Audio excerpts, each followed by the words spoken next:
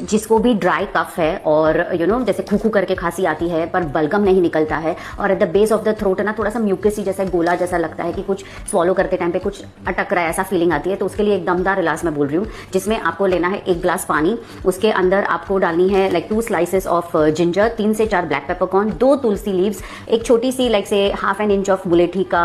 जेठी मत भी उसको बोलते हैं, उसका टुकड़ा, एंड 1 चम्मच ऑफ गुड़, उसको बॉईल कीजिए and just boil till the water is half, उसको स्ट्रेन कीजिए एंड चाय के जैसे उसको सिप सिप सिप पानी